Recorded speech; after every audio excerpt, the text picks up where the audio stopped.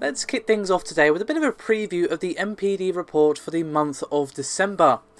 Now, as with the previous previews that I've done, we should be getting the full report within about a week or so do keep that in mind. However, NPD did reveal that the PlayStation 4 was the biggest selling console in the US during the month of December.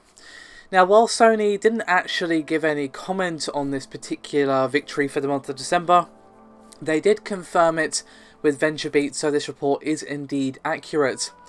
However, we also have a statement from Microsoft that despite not being the biggest selling console that month, the Xbox One still had a pretty good month for December and called it the quote biggest month ever for Xbox One sales in the US. Also, the Xbox One was the only new gen console that showed year-over-year growth in the US during the month. And they said it was the best-selling console for the second half of 2016, that being Microsoft said that.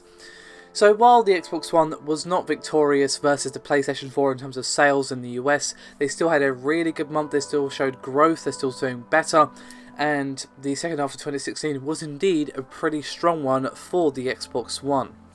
Now, the NPD don't tend to release exact sales figures, however, we do know that they've recently hit, that being the PS4, 53.4 million global sales. Now, that's globally, do keep that in mind. However, we do know they had hit 50 million global sales back in November. So while that is global, it still points to the health of the PS4 sales. Going back to Microsoft for a second, however, they did share some further statistics about the Xbox performance. And they said, quote, in November and December we saw Xbox Live engagement reach an all-time high of 3.9 billion hours, up 23% compared to 2015, driven by fan excitement for the greatest games lineup. This was from the Xbox marketing VP Mike Nichols, who continued, quote, looking ahead, we expect 2017 to be a special year for gamers thanks to the upcoming launch of the most powerful console ever in Project Scorpio and a terrific portfolio of new games with Xbox Live support on Xbox One, Windows 10, or both.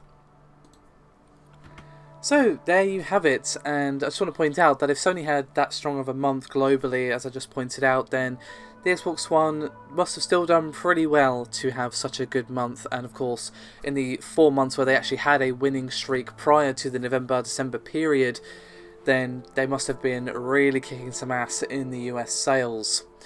As I said, the full report is still a ways away, about a week or so is usually what happens with NPD. They give us this little snippet and then they give us the whole thing.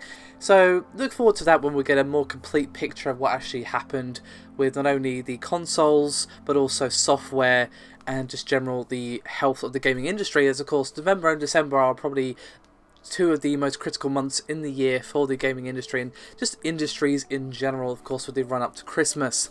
With that said, however, thank you very much for watching, and I'll see you next time.